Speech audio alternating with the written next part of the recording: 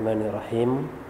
Alhamdulillahi rabbil alamin, wassalatu wassalamu ala asyrafil anbiya'i wal mursalin wa ala alihi wa sahbihi ajma'in. Subhanaka la ilma lana illa ma 'allamtana innaka antal alimul hakim. Rabbi shrah li sadri wa yassir li amri wahlul 'uqdatan min lisani yafqahu qawli. Tuan-tuan dan puan, kita bersyukur kepada Allah, alhamdulillah, pada pagi ini sama-sama kita dapat meneruskan lagi kelas pengajian kita. Jadi melihat kepada Ramadan yang insya-Allah semakin dekat dengan kita, yang mana insya-Allah kita akan dinaungi dalam satu bulan yang agung dan penuh berkat, satu bulan yang diwajibkan untuk kita berpuasa pada siang harinya. Jadi saya mengambil kesempatan yang demikian untuk sama-sama kita saling memperingatkan kembali perkara-perkara hukum hakam berkaitan dengan ibadah puasa. Mudah-mudahan insya-Allah dengan itu kita sama-sama dapat memperbetulkan, kita sama-sama dapat memastikan amalan yang kita kerjakan itu benar sebagaimana kehendak syarak. Jadi tuan-tuan dan puan, kita mulakan dengan syarat wajib puasa. Siapa yang diwajibkan untuk berpuasa di bulan Ramadan? Golongan mana yang diwajibkan untuk berpuasa Ramadan? Pertamanya, kalau kita perhatikan daripada hadis Rasul sallallahu alaihi wasallam, beliau menyebut bunyal islamu ala khamsin. Dibina Islam itu atas 5 perkara. Syahadatu an la ilaha illallah wa anna Muhammadar Rasulullah. Yang pertamanya pengakuan bahawa tidak ada Tuhan yang disembah melainkan Allah, dan bahawa Muhammad itu adalah Rasul Allah. Itu kita kata tiang yang pertama dibinanya Islam. Yang kedua, wa iqamus salah, dan mendirikan salat 5 waktu. Wa itaiz zakah, tiang yang ketiga itu adalah menunaikan zakat. Wal hajj, menunaikan haji, mengerjakan haji. Wa shaumu Ramadan, dan yang akhir sekali adalah berpuasa di bulan Ramadan. Hadis muttafaq alaih. Jadi di sini kalau kita perhatikan, ditunjukkan di sini bahawa Islam itu adalah syarat wajib untuk kita berpuasa. Sebab puasa Ramadan itu terkandung dalam 5 rukun Islam. Maknanya di sini golongan yang wajib berpuasa, kita tahu yang pertamanya dia mestilah Islam. Kalau yang bukan Islam, dia tak wajib untuk nak puasa. Perkara yang kedua, tadi kita tahu kata syarat wajib puasa yang pertamanya adalah Islam. Dalam dia menjadi seorang Muslim, bukan semua orang Islam yang wajib untuk berpuasa. Dalam dia menjadi seorang Muslim, dia mestilah sempurna akal fikirannya. Sempurna akal fikiran makna dia bukan gila, dia bukan cacat akal fikiran. Jadi dia mesti waras, dia mesti betul akal fikiran dia. Itu termasuk dalam syarat wajib puasa. Sebagaimana sabda Rasulullah, rufi'al qalam an thalath, diangkat pena dari 3 golongan. Makna tidak ditulis dosa, tidak ditulis pahala kepada 3 golongan ni, iaitulah anil majnun hatta yafiq, daripada orang yang gila sehinggalah dia sembuh. Wa anin naim hatta yastayqiz, daripada orang yang tidur sehinggalah dia jaga, dia sedang. Wa anis sabi hatta yahtalim, dan daripada kanak-kanak hinggalah dia bermimpi. Hadis diriwayatkan oleh Imam Ahmad, Abu Daud dan juga Imam At-Tirmizi. Bila Rasulullah sebutkan diangkat pena dari 3 golongan, 3 kelompok manusia, yang pertamanya orang gila sampailah dia waras. Jadi orang gila ni tidak ditulis dosa pada dia jika dia berbuat maksiat ataupun kemungkaran. dan tidak juga ditulis pahala pada dia jika dia melakukan ibadat, jika dia melakukan amal soleh.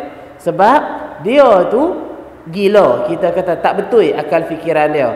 Jadi orang yang nak berpuasa, dia mestilah sempurna akal fikiran. Kemudiannya Rasulullah menyebut diangkat pena juga dari orang yang tidur sehinggalah dia bangun. Orang yang tidur, dia juga kita kata tidak ditulis pada dia apanya dosa ataupun pahala. Sebagai contoh, orang yang tidur dari zuhur, dia tak solat zuhur lagi. Tidur lajak sampai ke waktu asar. Jadi dia tidak mengerjakan solat zuhur itu tidak dikira dosa pada dia. Bila kita kata perkara itu berlaku dalam tidur, bukan dia sedang, bukan dia jaga. Jadi bila kata lena ni dia tak sedang, dia tak jaga dah, tak tahu asar dah. Maka bila waktu dia sedar, itulah waktu solat bagi dia. Dia solat zuhur dan dia solat asar. Kemudian Rasulullah sebut wa anis sabi hatta yahtalim. Ini syarat yang ketiga, syarat wajib puasa yang ketiga, daripada kanak-kanak sehinggalah dia bermimpi. Daripada kanak-kanak sehinggalah dia bermimpi. Mimpi ni bukan kita kata mimpi hantu ke mimpi boleh duit. Yang ni mimpi yang menunjukkan kata baligh. Jadi kalau kita perhatikan, Islam berakal, baligh, ini merupakan syarat wajib bagi seseorang itu berpuasa. Bagi kanak-kanak, sebagaimana yang kita tengok hadis dia tadi ni, tak wajib untuk puasa di bulan Ramadan. Mereka juga tidak wajib untuk salat 5 waktu bagi kanak-kanak yang kita kata belum baligh. Pada mereka tidak ditulis dosa dan pahala. Tetapi bagi anak-anak yang belum baligh ini, dianjurkan untuk kita mendidiknya sedari kecil. Didik, ajak anak-anak tu dari umur 4, 5, 6 tahun untuk solat 5 waktu, untuk ambil wuduk sebelum kita nak solat, untuk berpuasa di bulan Ramadan, untuk menghadiri kelas-kelas ilmu. Jadi bagi anak-anak yang belum mencapai baligh ini, kita sebagai ibu bapa yang kena mendidik dia. Kita sebagai ibu bapa yang nak kena melatih dia.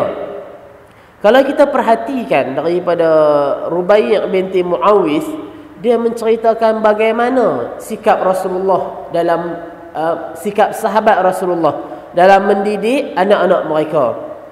Jadi peristiwa ini berlaku kita kata pada pagi hari Ashura.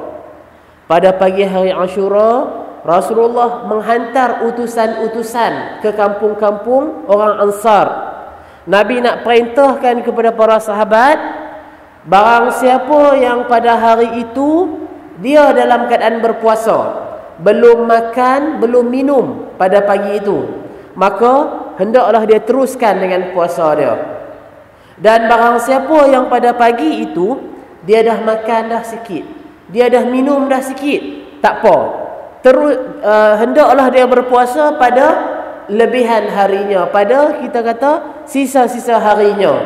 Jadi makna kalau utusan itu sampai di kampung tersebut, kita kata contohnya pada pukul 10, tadi pukul 9 makan dah, tadi pukul 9.45 minum air dah, tak apa, 10 ke atas sambung dengan amalan, sambung dengan kita kata puasa Ashura. Jadi dalam hadis ini Rasulullah memerintahkan para sahabat golongan dewasa untuk berpuasa. Tapi kita saksikan di sini bagaimana para sahabat bersungguh-sungguh mengajar anak-anak yang kecil itu juga untuk berpuasa. Rubai' ni dia kata, kami pergi ke masjid, kami buat untuk anak-anak ni mainan. Maka bila seseorang anak itu menangis untuk minta makanan, kami berikan mainan itu kepadanya sehingga sampai waktu berbuka. Jadi di sini kalau kita perhatikan bagaimana para sahabat itu bersungguh-sungguh, bagaimana para sahabat itu kita kata istiqamah, bukan sahaja untuk mereka mengerjakan amal ibadat, mentaati sunnah Rasulullah, Tetapi anak-anak yang kecil pun kita nak didik bagi mereka buat sunnah Rasulullah, taat pada perintah Rasul. Jadi inilah satu perkara yang saya kira tuan-tuan perempuan, dia semakin longgar pada hari ini. Pada hari ini kalau kita perhatikan, hanya ibu bapa yang bersolat jemaah di masjid, tapi yang anak-anaknya dibiarkan solat di rumah. Hanya ibu bapa yang kita kata bertahajud malam-malam, tapi anak-anaknya juga dibiarkan untuk tidur. Hanya ibu bapa yang menghadiri kelas-kelas ilmu, tapi yang anak-anaknya dibiarkan di rumah. Jadi kalau kita renungkan tuan-tuan puan-puan, kalau saya ajukan satu soalan untuk sama-sama kita perhatikan, bagaimana cara kita dididik dahulu? Bagaimana cara ibu bapa kita mendidik kita? Bagaimana kita boleh lekat dengan solat 5 waktu, sedangkan pada zaman ini banyak, baik kita kata anak-anak kecil, anak-anak remaja, golongan dewasa yang tak lekat solat 5 waktu. Sebab apa kita ini, alhamdulillah Allah bagi lekat solat 5 waktu. Sebab apa kita ni Allah bagi alhamdulillah lekat dengan solat berjemaah. Sebab apa kita ni alhamdulillah lekat dengan kelas-kelas ilmu. Dari mana dia jadi lagu tu? Macam mana dia boleh jadi lagu tu? Kalau saya boleh kongsi bersama tuan-tuan perempuan, waktu kecil-kecil dulu kita diperintahkan, kita gerak untuk solat subuh. Gerak solat subuh tu sama ada kita mau bangun ataupun tak mau bangun, kita kena bangun juga. Sama ada kita solat subuh tu dalam keadaan bebai ke, dengan rela hati ke, terpaksa ke, meleleh air mata ke, bangun juga ambil wuduk solat subuh. Bila mai bulan Ramadan, sama ada perut kita boleh tahan sampai ke maghrib ataupun tak boleh tahan sampai ke maghrib, elok waktu semua orang sahur, kita kena bangkit juga makan sahur. Nak makan ke, tak mau makan ke, nak minum air sejerit ke, ataupun langsung tak mau nak minum, bangun kena bangun waktu sahur, dekat-dekat subuh tu. Duduk kena duduk di meja makan, sama macam orang lain duduk. Nak buat perangai lagu mana pun buat, tapi kena bangkit, kena duduk di meja makan, kena makan juga sikit walaupun tak lalu. Itu kita kata didikan yang diterima sewaktu kita kecil, yang mana dalam keadaan yang terpaksa jerit-perit yang demikian, dibawa dari hari ke hari, tahun ke tahun, alhamdulillah, yang bersusah-susah di masa kecil itu, alhamdulillah Allah berikan kurnia kita lazim dengan solat 5 waktu. Kalau tinggal satu waktu pun kita berasa bersalah dah, kita berasa tak senang dah, kita berasa dalam diri ni tak kena ni, kita berasa dah kat dalam tu, walaupun tertinggal satu waktu. Yang tu saya katakan pada tuan-tuan perempuan, bagaimana kita dilatih daripada kecil, dalam keadaan paksa, dalam keadaan tak suka, tapi kita dilatih, dimestikan untuk solat subuh, untuk ambil wuduk, untuk bersahur, untuk sekian-sekian dan sekian. Dan kerana itulah kita kata alhamdulillah, dia boleh bawa sampai ke besar. Amalan ibadat itu kita kata mudah untuk kita kerjakan. Tapi kalau kita perhatikan pada hari ini, situasinya lain. Ibu bapa kita kata lekat dengan solat 5 waktu. Ibu bapa lekat dengan kita solat berjemaah dengan kelas ilmu. Sebab apa? Sebab mereka telah dididik dengan cara yang benar, didikan yang benar. Tapi untuk mereka nak mendidik anak-anak dengan didikan yang sama yang mereka peroleh dulu, tak. Mereka tidak melakukan sebagaimana yang demikian. Anak-anak itu kita aja yang mungkin solat subuh. Yang anak-anak kita kata, biarlah kat dia. Tak larat dah nak gerak. Tak larat dah nak hingguk-hingguk badan dia, biar pergi kat dia. Selagi dia mangkit dia solat lah. Biar pergilah kat dia. Dia tak mangkit sahur pun, janji dia puasa sampai ke maghrib sehari ni. Dia lapar ke dia tak lapar, biar siapa suruh dia tak mau nak mangkit. Banyaknya ibu bapa itu melepaskan tangan begitu saja dalam nak mendidik. Kita tak paksa, kita tak pelekoh, kita tak suruh. Bagi dia mesti buat macam ni, macam ni, macam ni. Maka kesan dia apa tuan-tuan dan puan? Kesan dia itulah yang dapat kita saksikan pada hari ini. Kelonggaran dari didikan itu menjadikan mereka longgang juga dalam pegangan agama. Menjadikan mereka longgang dalam nak mentaati perintah-perintah Allah. Jadi ini yang mana kalau kita perhatikan, contoh daripada sahabat ini sepatutnya sama-sama kita ambil sebagai pedoman kita. Mudah-mudahan insya-Allah dengan cara yang demikian, anak, cucu, cicit mereka akan, kita kata, senantiasa berada dalam keadaan patuh dan tunduk kepada Allah. Jadi itu kita katakan tentang 3 syarat wajib untuk berpuasa. Jika dia mesti Islam, dia mesti berakal, dia mesti baligh. Yang tu antara syarat-syarat wajib puasa. Kemudiannya, antara syarat wajib puasa juga, dia mestilah sihat tubuh badan. Kalau tak sihat, dia tidak wajib untuk berpuasa. Ini sebagaimana firman Allah dalam surah Al-Baqarah ayat 185. Wa man kana maridan aw ala safarin fa'iddatun min ayyamin ukhra. Dan sesiapa yang sakit atau dia dalam keadaan musafir, maka hendaklah dia menggantikan pada hari-hari yang lain.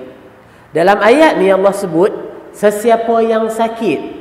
Sesiapa yang sakit, maka bolehlah dia berbuka puasa dan dia menggantikan pada hari-hari yang lain. Kerana itu kita katakan sihat itu juga merupakan syarat wajib untuk puasa. Kalau kita tak sihat, kalau kita sakit, maka tidak wajib untuk kita berpuasa. Cuma dalam bab sakit ni, ulama berselisih. Dalam bab sakit, ulama berselisih, sakit yang mana yang boleh untuk kita tak puasa? Sakit yang berat-berat ke ataupun sakit hak ringan-ringan? Dia ada 2 pandangan ulama. Golongan pertama mengatakan sakit yang berat yang tak boleh untuk kita puasa, itu baru kita boleh buka puasa. Yang tu baru boleh kita tak payah puasa pada hari-hari yang kita sakit tu. Contohnya orang yang sakit gastrik. Sakit gastrik ni kita kata perut dia ni tak boleh lapang. Perut dia ni tak boleh kosong. Sebab kalau perut dia kosong, asid banyak dalam perut dia. Dia jadi pedih, dia jadi sakit kat dalam perut tu. Jadi orang yang sakit gastrik, dia senantiasa kena makan, kena penuhkan, kena ada bagi isi perut dia. Walaupun sikit, makan sikit. Lepas tu lagi makan sikit. Lepas tu lagi makan sikit. Dia mesti perut tu tak boleh kosong, kena ada juga isi. Walaupun sikit. Maknanya setiap masa tu jemput sikit, jemput sikit, jemput sikit. Jadi orang yang gastrik, bila dia tak boleh nak kosong perut dia, kalau kosong perut dia, rasa ngilu, rasa pedih, rasa sakit dalam perut, tu maknanya dia tak boleh nak puasa lah. Jadi bila tak boleh nak puasa, sakit yang beginilah yang satu golongan ulama kata dia tak payah puasa. Sakit yang berat, yang tak boleh untuk dia berpuasa, barulah dia tak gaduh puasa, dia tak perlu puasa. Allah bagi keringanan pada dia. Cuma nanti dia gantilah pada hari-hari yang lain yang dia dah sihat. Ataupun kita kata contoh yang lain, kencing manis. Kencing manis yang kita kata duduk di tahap yang tinggi. Yang kita kata kalau segi gula tak ada, dia berasa nak ketang badan, dia berasa nak pitam. Dia mesti juga nak kulum, ceklat ke dan sebagainya, bagi masuk balik gula manis dalam diri tu, dalam badan. Jadi untuk orang yang sakit dia tu sakit yang berat, yang tidak membolehkan dia berpuasa, golongan ni lah yang kita kata boleh untuk dia tak payah puasa di bulan Ramadan. Tapi nanti bila badan tu dah sihat, dia kena ganti balik lah. berapa hari yang dia tinggal itu. Ini golongan yang pertama. Mereka mengatakan yang kata sakit yang boleh buka puasa ni cuma sakit yang berat-berat. Golongan yang kedua. Golongan yang keduanya antara yang berpandangan sebegini adalah Imam Bukhari, Imam Atta dan juga ulama ahli zahir. Golongan yang kedua ni berpandangan orang yang boleh buka puasa waktu bulan Ramadan itu adalah orang yang sakit, dan sakit tu sakit apa pun tak apa. Sakit hak kecil-kecil, sakit yang berat-berat, sakit ringan, sakit yang kita kata tak ada kaitan dengan perut. So asal kata dia sakit, dia boleh buka puasa. Contoh dia apa? Contoh dia kita main bola waktu petang, kaki terseliuh. Yang sakit tu sakit dekat kaki, tapi sakit juga nama dia. Yang tu boleh buka puasa. Kita pening kepala, kita sakit gigi, sakit kat mulut, boleh untuk kita nak berbuka puasa. Kita pening kepala sikit-sikit, boleh untuk kita nak buka puasa.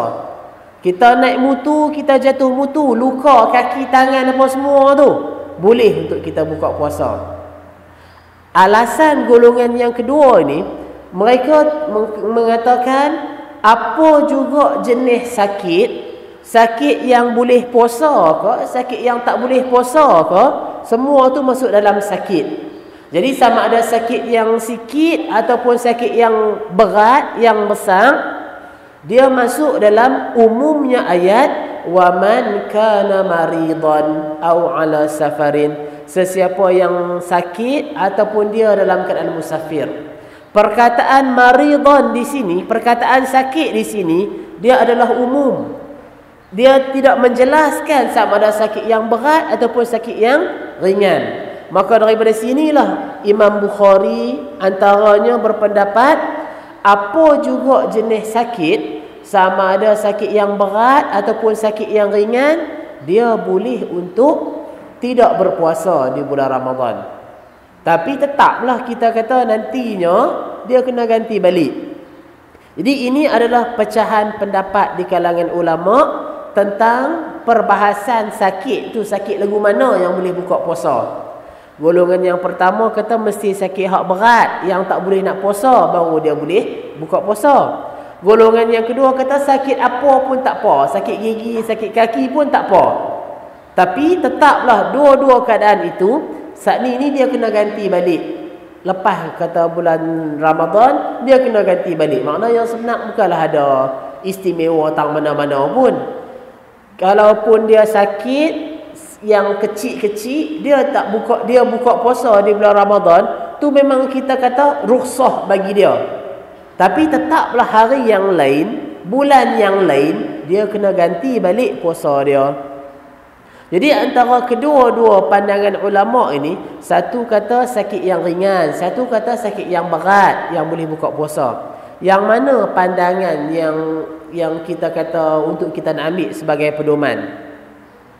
Dalam bab ni kalau kita perhatikan daripada firman Allah, Allah menyebut, ya ayyuhallazina amanu, wahai orang-orang yang beriman, atii'ullaha wa atii'ur rasul wa ulil amri minkum. Taatlah kamu pada Allah dan taatlah kamu pada Rasul dan kepada orang yang memimpin di kalangan kamu. Fa in tanaza'tum fi syai'in, kalau kamu berselisih tentang sesuatu perkara, farudduhu ila Allahi war Rasul, maka kembalikan perselisihan tersebut kepada Allah dan Rasul. In kuntum tu'minuna billahi wal yawmil akhir. Yang demikian itu cara tu, bila kita hadap masalah, kita balik masalah tu kepada Allah dan Rasul. Rujuk Quran kata apa, dasar-dasar Quran. Rujuk hadis kata apa, sunnah tunjuk macam mana. Itulah cara dia kalau benar kita beriman pada Allah dan hari akhirat. Dzalika khairun wa ahsanu ta'wila. Itulah yang lebih baik dan sebaik-baik jalan.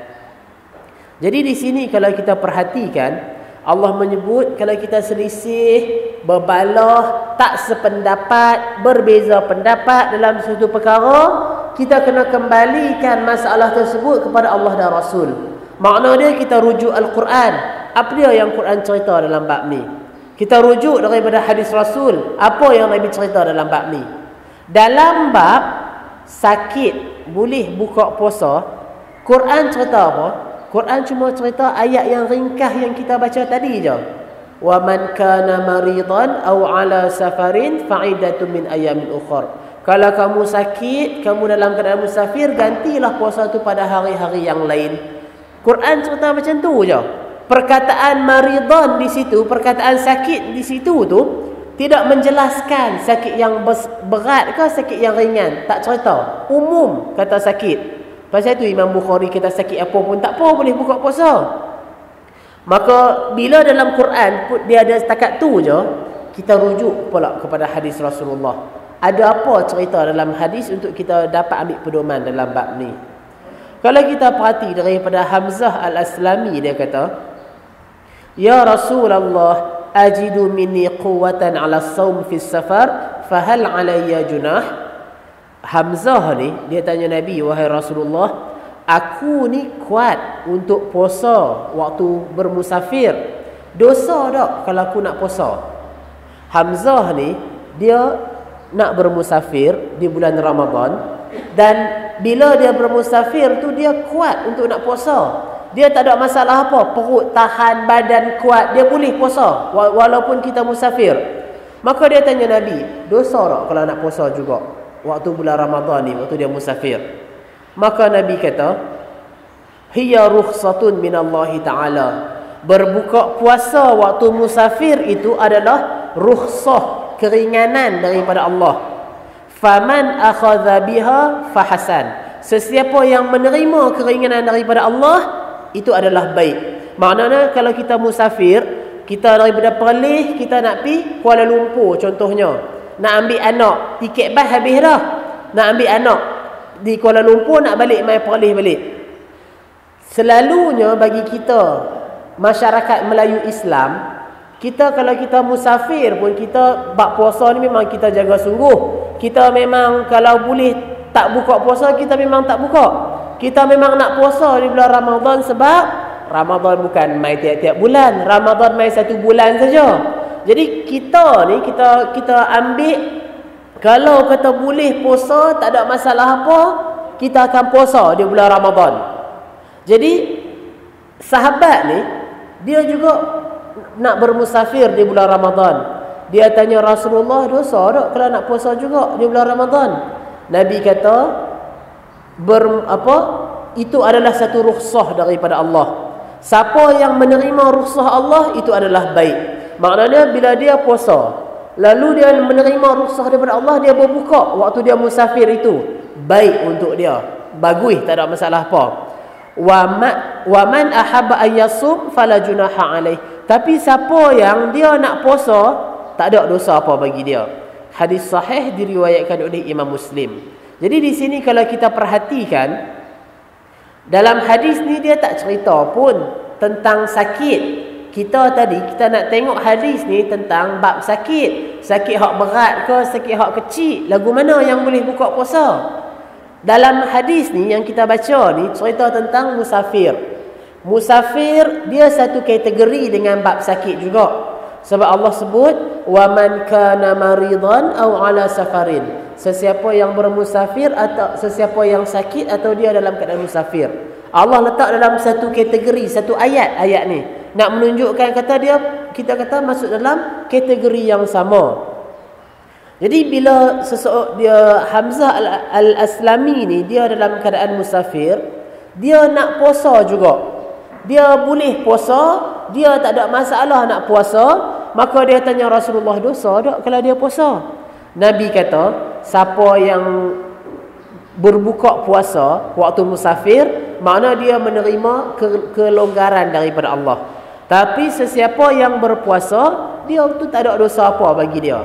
Menunjukkan kata di sini, siapa yang nak puasa, dia boleh puasa. Siapa yang dia nak buka, dia boleh buka. Tak ada salah tang mana-mana. Maka di situlah juga dalil yang kita nak ambil, nak menunjukkan tentang bab sakit tadi ni. Dalam bab sakit tadi ni, sakit gigi kita boleh puasa, tak ada masalah apa. Sakit kaki, terseliuh kaki, Kita boleh puasa, tak ada masalah apa. Pening kepala sikit-sikit, tampai koyok, demam panas sikit-sikit, kita pasang cool fever. Tak ada masalah apa dengan puasa kita selalunya. Kita boleh puasa. Tapi kalau kita nak berbuka pada hari itu, tidak ada larangan apa-apa, tidak ada masalah apa-apa, tidak ada cacat celah apa-apa. Sebab itu termasuk kelonggaran yang Allah berikan. Tapi siapa yang nak teruskan dengan puasa dia juga, teruslah puasa, tak ada masalah apa. Jadi golongan yang faham kata sakit yang berat baru boleh buka puasa. Golongan yang kedua kata sakit apa pun boleh buka puasa, sama ada yang ringan ataupun yang berat. Dua-dua itu pandangan yang ada sandaran dia, ada kefahaman dia daripada sudut syarak. Dua-dua tu boleh kita pegang. Cuma kita nak sebutkan di sini, kalau kita kata golongan yang berpandangan sakit apa pun tak apa, kita boleh buka puasa. Jadi orang yang berpandangan mengambil pandangan yang kedua dengan orang yang mengambil pandangan yang pertama, janganlah duk pelekeh satu sama lain, janganlah duk condemn satu sama lain, jangan duk pergi mengata satu sama lain. Kata, ish, lekeh ngah, takkan pening kepala sikit pun nak buka puasa, takkan terseliuh kaki pun nak buka puasa. Kaki yang terseliuh, apa kaitan dengan perut, apa kaitan dengan kita kata nak puasa? Jadi kita tak perlu pelekeh, tak perlu condemn, tak perlu menyalah satu sama lain, tak perlu mengaibkan antara satu sama lain. Sebab cerita yang kita sebut di sini ni dua-dua ada pandangan ulama yang bersandarkan nas-nas dia, keterangan-keterangan dia. Yang ni adalah perkara yang disebut syarak, dari sudut ilmiah dia, dari sudut keterangan dia. Maka siapa pun yang pilih, sama ada pandangan pertama ataupun pandangan yang kedua, kita kata hormatlah akan pandangan-pandangan sahabat-sahabat yang lainnya yang kita kata tidak sama pandangan dengan kita. Jadi makna dia di sini kita sebutkan, dia sakit itu sakit yang berat ataupun sakit yang ringan, dia boleh buka puasa, dia boleh nak teruskan puasa dia, tak ada masalah apa. Tapi kalau orang yang sakit berat macam gastrik tu, dia memang tak boleh puasa, tapi dia bergagah nak puasa, dia paksa diri dia nak puasa, yang tu dia masuk dalam menzalimi diri dia balik. Yang tu tidak ada kebaikan bagi dia untuk berpuasa. Sebab kalau kita perhatilah dalam sepotong hadis, dalam sepotong hadis daripada Abu Sa'id Al-Khudri, dia sebut, Abu Sa'id ni kata, kami berperang bersama-sama Rasulullah. Kami bukan dalam sepotong hadis Rasulullah adalah Rasulullah ini dalam perjalanan, maka Nabi tengok orang ramai duk berkerumun di satu tempat, dan ada seorang lelaki yang kena payung. Kena payung maknanya orang bagi teduh dekat dia, tak bagi kena panas. Maka Nabi kata, pasal apa ni awak ni? Maka para sahabat jawab, dia ni puasa. Maka Rasulullah kata, bukanlah satu kebaikan berpuasa dalam perjalanan. Hadis sahih muttafaq alaih. Jadi nak disebutkan di sini, ni cerita tentang musafir. Orang ni dia dalam keadaan musafir, tapi badan tu tak larat dah, badan tu tak mampu nak puasa dalam keadaan musafir, tapi dia nak bergagah juga puasa tu, dia nak gagah juga nak tunggu sampai maghrib. Yang ni yang Rasulullah kata, bukanlah satu kebaikan berpuasa dalam perjalanan. Samalah yang saya nak sebut dalam bab sakit tadi ni. Kalau perut tu duk memulah-mulah, kalau perut tu kita kata duk pedih-pedih, pasal gastrik, kita kata sakit tak ada dah ni, tapi kita tahan, kita bergagah juga nak bagi sampai maghrib, rasa sayang. tak ada kebaikan apa kita berpuasa dalam keadaan menzalimi diri kita sendiri. Islam bukan macam agama Hindu. Kita nak buat kabadi-kabadi, cucuk hidung, cucuk mulut, takai-takai badan. Bukan kata dengan kita makin teruk, kita makin dekat dengan Allah. Bukan macam ajaran Hindu. Dalam Islam ni, Allah tak pernah suruh kita menzalimi diri kita sendiri, buat teruk-teruk badan. Macam sahabat bila dia dengar Rasulullah ibadat macam ni, Mereka fikir, mereka banding dengan diri mereka, kita tak setara dengan Nabi. Kita ni kalau Nabi tak apalah dia buat amalan macam ni. Kita ni bukan Nabi, dosa kita tidak diampun, yang dulu dan yang kemudian, yang akan datang. Jadi seorang sahabat kata apa? Dia nak puasa sepanjang hari, sepanjang tahun. Seorang sahabat kata dia nak solat malam, kita tak mau lena-lena. Seorang sahabat kata dia tak mau nak menikah langsung. Sebab semua ni kita kata nak beribadat kepada Allah. Maka yang ni yang Rasulullah ajak. Nabi juga berkahwin, Nabi juga makan, Nabi juga minum, Nabi juga berehat, Nabi juga solat. Jadi maknanya sikap kita kata nak menzalimi diri, sikap nak melampau sampai kita kata menolak hak-hak tubuh badan, itu tidak diperintahkan dalam Islam. Makna bila kita sakit tak boleh nak puasa, tak usah duk bergagah puasa. Tidak ada kebaikan pada perkara yang demikian. Puasa bila kita larat, bila kita mampu. Kalau kita tak mampu, jangan kita duk bergagah, gantilah pada hari yang lain. Yang tu kita kata adalah apa? Ujian daripada Allah. Yang tu adalah keringanan yang Allah beri pada kita. Jadi yang tu kita kata kalau sakit hak berat-berat lah, sakit yang berat, dia tak mampu nak puasa, jangan dia bergagah untuk nak puasa. Islam tak suruh dia bergagah untuk puasa. Tapi kalau sakit yang ringan-ringan, sakit hak kecil-kecil, dia boleh puasa, dia boleh untuk tidak berpuasa. Tu dia pilihlah mana yang dia mau. Dia nak puasa pun tak apa, dia tak puasa pun tak apa. Tapi tetaplah nanti dia kena ganti pada hari yang lain. Jadi itu tentang kita kata dalam bab sakit, macam mana pandangan ulama. Kemudiannya, mereka yang tidak wajib berpuasa juga adalah musafir. Orang yang bermusafir tak wajib puasa. Mereka ini diberi keringanan untuk berbuka tanpa dipandang hina di sisi Allah. Dalam hadis sahih yang diriwayatkan oleh 5 ulama hadis, Rasulullah bersabda, Allah membebaskan orang musafir dari kewajipan puasa dan Allah menggugurkan separuh salat untuk orang yang musafir ni. Orang yang musafir Allah bebaskan dia daripada kewajipan puasa. Dia tak wajib puasa pada hari dia musafir, tapi dia kena gantilah pada hari yang lain.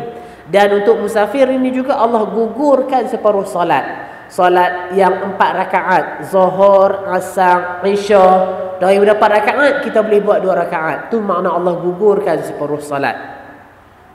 Jadi dalam bab musafir ini, kita diberi kelonggaran untuk tidak berpuasa. Ada 2 pandangan ulama dalam bab ni. Kalau jumhur ulama mereka berpandangan berbuka puasa waktu kita musafir ini adalah rukhsah. Rukhsah ni makna kelonggaran yang Allah bagi. Boleh kalau kita nak berbuka puasa, boleh kalau kita nak berpuasa juga. Ini adalah jumhur ulama. Kalau golongan yang keduanya antaranya dari kalangan sahabat Abu Hurairah, Umar, Abdullah bin Amr bin As, Imam Az-Zuhri, Ibrahim dan juga Imam An-Nakhai, mereka berpendapat orang yang bermusafir, dia berpuasa di bulan Ramadan, tak sah puasa dia. Dia kena ganti pada hari, dia kena qada pada hari yang lain. Orang yang bermusafir, contohnya kita daripada Perlis nak pergi ke Kuala Lumpur, nak ambil anak macam saya kata tadi. Kita musafir, kita mampu untuk nak berpuasa, lalu kita berpuasa. Maka kalau ikut pandangan golongan yang kedua ni, puasa kita tidak sah dan kita kena qada puasa kita pada hari yang lain. Itu kita kata pandangan golongan yang kedua. Cuma di sini kalau kita perhati antara dua-dua pandangan ini, pandangan yang dipandang rajih, kukuh, pandangan yang pertama lah. Berbuka puasa waktu musafir itu adalah rukhsah. Rukhsah ni makna dia kita nak puasa pun tak apa, kita tak mau puasa pun tak apa waktu kita musafir. Dia adalah keringanan yang Allah bagi. Sesuai dengan hadis yang daripada Abu Sa'id Al-Khudri. Abu Sa'id Al-Khudri ni dia sebut, kami dalam perjalanan bersama-sama Rasulullah ke Mekah sedangkan kami berpuasa. Jadi sahabat ni, mereka bermusafir dalam bulan Ramadan bersama-sama Rasulullah. Mereka semua dalam keadaan puasa. Maka Abu Sa'id kata, maka kami berhenti di satu tempat, maka Rasulullah bersabda, sesungguhnya kita telah hampir dengan musuh kamu, musuh kita, dan berbuka adalah lebih kuat bagi kamu, maka itu adalah rukhsah. Rasulullah dan para sahabat dalam perjalanan ke Mekah, yang ini dalam satu peperangan, maka di satu tempat Nabi berhenti dengan para sahabat. Nabi kata, kita ni dah dekat dah dengan musuh kita. Kalau buka puasa, yang ni adalah lebih kuat bagi tubuh badan kita. Maka ini merupakan satu rukhsah Rasulullah bagi. Siapa yang nak buka, bukalah. Siapa yang tak mau nak buka puasa, dia tak payah buka puasa. Maka Abu Sa'id kata, di antara kami ada yang berpuasa, di kalangan kami ada yang berbuka. Jadi berhenti di satu tempat tu, Nabi bagi pilihan. Siapa nak puasa, dia boleh puasa. Siapa yang tak puasa, dia boleh untuk tidak berpuasa. Kemudian teruskan lagi perjalanan. Sampailah di satu tempat yang lain, maka Rasulullah kata, esok ni kita akan lawan dengan musuh kita. Esok ni kita akan berhadapan dengan musuh, dan tidak berpuasa itu lebih kuat bagi kita. Maka itu merupakan kewajipan yang Rasul perintahkan kepada para sahabat. Maka semua para sahabat berbuka puasa. Jadi bila berhenti di satu tempat yang lain pula, Nabi kata, esok ni kita nak lawan dah dengan musuh. Ni kita kata bulan Ramadan. Bulan Ramadan, kalau kita kata tuan-tuan perempuan pi umrah tu, bulan Ramadan ni bulan yang hangat sungguh lah. Bulan yang hangat. Ganjaran memang dilipat gandakan, tapi antara ujian dia hangat waktu bulan Ramadan. Yang ni yang Rasulullah dengan para sahabat ni nak perang di bulan Ramadan. Tera kita yang umrah di bulan Ramadan pun kering rengkung tak ada dah. Berjalan daripada hotel nak pergi ke Masjidil Haram pun kita kata penat keleher tak ada dah. Ni nak pergi perang, nak lawan dengan musuh-musuh. Maka Rasulullah kata, esok kita nak lawan dengan musuh, tidak berpuasa itu lebih kuat bagi tubuh badan kita. Maka semua sahabat pun berbuka, tidak berpuasa. Maka kemudiannya Abu Sa'id Al-Khudri kata, kemudian anda melihat kami berpuasa pula bersama Rasulullah sesudah itu dalam safar. Maknanya kalau kita perhatikan di sini, berpuasa dalam keadaan musafir itu ada ketikanya Rasulullah sebutkan dia sebagai satu rukhsah. Boleh untuk kita nak puasa, boleh untuk kita tak puasa. Tapi dalam keadaan-keadaan yang getir, dalam keadaan-keadaan yang kita kata mendesak, maka puasa berbuka itu kita kata adalah satu perkara yang mesti kita buka. Jadi contoh saya nak sebutkan di sini, kalaulah kita daripada Perlis ni nak pergi ke Kuala Lumpur, duk bawa kereta kering rengkung, duk bawa kereta badan tu letih tak larat, duk bawa kereta mata tu kuyu tak ada dah. Jadi kalau kita bawa kereta dalam keadaan yang lemah, kita bawa kereta dalam keadaan yang badan tu tak mampu, tak usah duk bergagah lah puasa. Sebab memang kita diberi keringanan untuk berbuka. Jadi jangan kita duk bergagah, paksa diri kita untuk kita nak puasa juga. Sebab kalau kita berpuasa dalam keadaan yang kita kata menyulitkan, menyukarkan, menzalimi badan kita, tidak ada kebaikan berpuasa dalam keadaan musafir. Itu sebagaimana yang Rasulullah sebut. Tapi kalau kita mampu untuk nak puasa, bawa kereta kering rengkung sikit-sikit tu biasalah boleh. Kita kata letih sikit-sikit tu biasa, tapi badan kita boleh tahan lagi. Badan kita kuat. Dia tidak menjejaskan tubuh badan kita apa semua tu. Boleh kita nak puasa, kita puasa, tak ada masalah apa. Tapi kalau sampai menzalimi diri, tak usah kita berpuasa. Tidak ada kebaikan untuk kita puasa dalam keadaan menzalimi diri kita tu. Jadi yang ni yang mana kalau kita perhati dalam keadaan musafir, itu dia termasuk dalam sebagaimana yang sakit tadi ni. Boleh untuk kita nak puasa dalam keadaan musafir, boleh juga untuk kita nak teruskan puasa kita dalam keadaan musafir. Tapi kalau jangan sampai menzalimi diri, jangan sampai merosak diri. Kalau sampai duk teruk-teruk sangat, kita duk bergagah juga puasa, yang tu tidak ada kebaikan apa-apa. Jadi samalah tuan-tuan perempuan, macam kalau kita naik kapal terbang, kita pergi umrah di bulan Ramadan, kita kata itu kita dalam keadaan musafir, kita boleh untuk nak berbuka pada hari-hari yang kita pergi umrah tu. Kita boleh bila kita naik kapal terbang tu kita nak berbuka. Waktu kita bermusafir tu tak ada masalah apa. Tak ada aib, tak ada cacat celah apa pun. Walaupun saya akui kita kata di kalangan masyarakat Melayu sebagaimana kita sebut tadi, orang Melayu Islam ni kalau kata musafir tentang puasa memang kita bergagah sungguh kita nak puasa. Kita sayang. Tak apa, tak ada masalah apa kalau badan kita mampu. Tapi kalau badan kita tak mampu, berbuka lah. Itu yang sebaiknya. Dan kalau orang tu mampu pun dia nak buka puasa waktu dia musafir, jangan kita kata apa-apa dekat dia. Jangan kita pelekeh dia. Jangan kata, takkan tak larat kot, sayang sikit gini. Tak. Sebab itu perkara yang ditunjukkan syarak. Bila itu perkara yang ditunjukkan syarak, mana tidak ada kehinaan bagi mereka yang berbuka puasa kalau dia musafir. Tidak ada kehinaan di sisi Allah. Jadi jangan kita pula yang apanya, sebab jiwa kita pasti sayanglah kot, kita nak paksa dia untuk berpuasa juga. Sebab perkara itu diberi pilihan, boleh dia memilih untuk berpuasa, boleh dia memilih untuk kita kata tidak berpuasa. Daripada Ammar bin Yasir, kalau kita perhati dalam satu hadis yang lain, apanya disebutkan oleh Ammar ni, kami pulang bersama-sama Rasulullah dari salah satu peperangan dalam hari yang amat terik. Hari itu panas sungguh. Para sahabat pulang bersama-sama Nabi dalam satu peperangan. Maka mereka berhenti di satu tempat. Rasulullah dan para sahabat ni berhenti di satu tempat. Seorang di antara kami pergi lalu berteduh di bawah pokok dan kawan dia melindungi dia dari kepanasan. Jadi seorang sahabat dia duduk bawah pokok dan kawan dia pula tolong lindung dia daripada terik panas matahari itu. Orang itu berbaring seakan-akan dia sedang menderita sakit. Kawan yang duduk teduh bawah pokok ni, ada kawan dia satu lagi ni duduk tengah payung dia supaya tak kena panas matahari. Dia ni nampak lagu duduk tahan sakit. Maka bila Rasulullah tengok, Rasulullah tanya, pasal apa dia ni? Maka sahabat kata, dia puasa.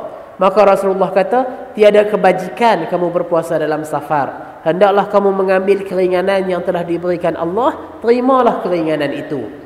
Jadi yang ni dalam hadis ni, bila Rasulullah kata tidak ada kebajikan kamu berpuasa dalam safar, nak menunjukkan kata kalau kita puasa dalam keadaan musafir, duk seksa diri, duk bagi teruk badan, tak ada kebajikan, tak ada kebaikan apa lagu tu. Kalau kita mampu untuk nak puasa, tak ada apa-apa masalah pada tubuh badan kita, puasalah. Tak apa. Tapi kalau kita duk seksa badan, duk bagi teruk badan, nak bergagah juga, tak usah duk bergagah, tak ada kebaikan apa. Contoh macam kita kata, tok wan yang kita kata memang tak larat nak puasa apa semua tu. Kalau tak puasa pun memang badan tak larat, makan sejemput sikit-sikit. Tak puasa pun badan dah memang tak larat. Yang Ramadan nak puasa lagu mana? Lagilah kita kata keadaan tu teruk. Jadi yang sebenar tak usah duk bergagah. Walaupun kita sayang, sayanglah tak boleh nak puasa Ramadan. Memang kita sayang, tapi tak apa. Tu keringanan yang Allah suruh terima. Allah tak suruh kita duk paksa-paksa sampai teruk badan macam tu. Jadi yang ni perkara yang kita nak kena sedang. Penjelasan syarak itu, siapa yang diwajibkan untuk berpuasa. Seterusnya kita kata mereka yang tak wajib puasa iaitulah kaum wanita yang berhaid dan juga bernifas. Jadi sebagaimana kata Aisyah, kunna nahidu ala ahdi Rasulillah fa nu'mar biqada'is saum wa la nu'mar biqada'is salah. Kami ni di masa Rasulullah, kami berhaid, kami disuruh mengqada salat, kami disuruh mengqada puasa, kami tidak disuruh mengqada salat. Wanita yang berhaid, wanita yang bernifas, mereka tidak puasa, mereka tidak bersolat. Yang solat tu Nabi tak pernah suruh qada solat, tapi yang puasa Nabi suruh qada puasa. Jadi wanita yang berhaid, wanita yang bernifas tidak wajib untuk berpuasa, tak boleh untuk nak puasa, dan mereka kena ganti pada hari yang lain. Jadi kita kata kalau pagi tu dah puasa dah, tiba-tiba mai pukul 7, bunga-bunga nak buka puasa dah, tiba-tiba didatangi darah haid. maka puasa pada hari itu kira batal lah. Dia kena puasa pada hari yang lain lah pula. Sebab pada hari itu dia tak dikira puasa dah. Kemudiannya, wanita yang mengandung dan wanita yang menyusu anak juga tidak diwajibkan untuk berpuasa. Ini sebagaimana hadis daripada Anas bin Malik, Rasulullah bersabda bahawasanya Allah membebaskan orang musafir dari kewajipan puasa. Allah menggugurkan separuh salat bagi orang yang musafir. Dan Allah menggugurkan kewajipan puasa dari wanita yang hamil dan wanita yang menyusu anak. Wanita yang mengandung, wanita yang menyusu anak, Allah bebaskan mereka dari kewajipan puasa. Tak payah puasa. Dalam bab ni kalau kita perhati tengok, dalam bab wanita yang hamil, wanita yang mengandung, wanita yang hamil, wanita yang menyusu. Dalam bab ni saya sebutkan ulama memang tak sepakat dalam bab ni. Di kalangan ulama ada yang berpandangan wanita yang hamil, wanita yang menyusu, dia cuma perlu bayar fidyah saja pada hari-hari yang dia tak puasa. Golongan ulama yang lain mereka berpandangan wanita yang hamil, wanita yang mengandung, dia kena qada puasa dia, tak payah bayar fidyah. Satu golongan kata kena bayar fidyah, satu golongan pula kata kena qada puasa dia tu. Satu golongan yang lain pula faham kata, satu golongan yang lain pula kata kena qada, kena bayar fidyah. Jadi hak ni kita kata perbahasan ulama ni banyak. Saya tak berhasrat lah untuk nak cerita semua sekali itu. Cuma untuk kita nak sebut, untuk saya nak sebut, dalam bab wanita yang hamil, wanita yang menyusu, pandangan-pandangan ulama memang tak sepakat. Memang tak sepakat dalam bab ni. Ada yang faham lagu ni, ada yang faham lagu ni. Cuma daripada pengkajian penelitian saya, pandangan-pandangan yang disebut ini pelbagai, ada banyak pendapat. Cuma kita nak tengok hak mana pendapat yang dia ada dalil, yang mana pendapat yang dia semata-mata sekadar pendapat. Jadi kalau yang saya pandang lebih kukuh berdasarkan hadis-hadis, keterangan-keterangan yang sahih, wanita yang menyusu, wanita yang mengandung, dia tak perlu qada puasa, dia cuma bayar fidyah saja. Sebagaimana daripada Ibnu Abbas dan juga Ibnu Umar, dia kata al-hamil wal murdi' tuftir wala tuqdi. Wanita yang mengandung, wanita yang menyusu anak, dia berbuka puasa dan dia tidak wajib qada. Hadis sahih riwayat Imam Daruqutni. Daripada Ibnu Umar, riwayat yang lafaz yang lain, bahawa isteri Ibnu Umar tanya dekat dia. Isteri Ibnu Umar ni mengandung. Isteri Ibnu Umar ni mengandung, dia tanya pada laki dia lah, nak buat lagu mana ni puasa. Maka Ibnu Umar kata, hendaklah engkau berbuka puasa dan memberi makan orang miskin bagi tiap-tiap hari, dan engkau tidak mengqadanya. Jadi Ibnu Umar kata pada isteri dia yang mengandung, tak sah puasa, buka puasa, bagi fidyah, bagi makan orang miskin untuk tiap-tiap hari yang kita tak puasa tu. Tak payah untuk kita nak qada puasa kita. Daripada Ibnu Abbas sebutkan, jika orang hamil takut akan keselamatan diri dia bila berpuasa, dan orang yang menyusu bimbang akan keselamatan anaknya dalam bulan Ramadan sebab puasa, kedua-duanya berbuka dan memberi makan seorang miskin pada tiap-tiap hari, dan kedua-duanya tidak mengqada puasa. Hadis sahih riwayat At-Tabari. Jadi di sini keterangan-keterangan yang saya pandang lebih kukuh berdasarkan hadis-hadis yang ada, iaitulah wanita yang mengandung, wanita yang menyusu anak itu, dia tak perlu qada puasa dia cuma perlu bayar fidyah. Walaupun begitu, saya katakan mungkin kalau ditanyakan kepada guru-guru yang lain, mereka berbeza pendapat. Sebab saya katakan dalam bab ni, ulama-ulama sendiri pun tidak sependapat dalam bab ni. Ada 2, 3, 4 pandangan dalam bab ni. Cumanya pandangan-pandangan ini perlulah kita perincikan, perlulah kita perhatikan, ada nas-nas dia. Untuk kita nak kata A, pasal apa kita kata A. Kalau kita nak kata B, pasal apa kita nak kata B. Sebab alasan-alasan dia tu. Bukan kita tengok pada keputusan A, B, C tu, tapi kita nak tahu juga jalan kira dia lagu mana. Alasan dia lagu mana yang kita kata A. Alasan dia lagu mana yang kita kata B. Jadi kalau sekadar pencarian saya itu, yang saya pandang lebih kukuh sebagaimana hadis-hadis yang saya sebutkan kepada tuan-tuan perempuan, bahawa wanita yang mengandung, wanita yang menyusu anak, mereka tidak wajib untuk berpuasa dan mereka cuma membayar fidyah. Mereka tidak perlu mengqada puasa mereka. Jadi itulah kita kata beberapa perkara dari sudut kewajipan puasa untuk sama-sama kita perhatikan. Mudah-mudahan sikit sebanyak sama-samalah kita beroleh manfaat, dan semoga insya-Allah puasa kita pada tahun ini adalah satu puasa yang Allah tingkatkan kualiti kebaikannya dalam diri kita, dan mudah-mudahan dia menjadilah satu amalan soleh kita di kemudian hari insya-Allah. Setakat itulah dulu apanya kelas pengajian kita. Mudah-mudahan sama-sama kita beroleh manfaat. Wallahu a'lam.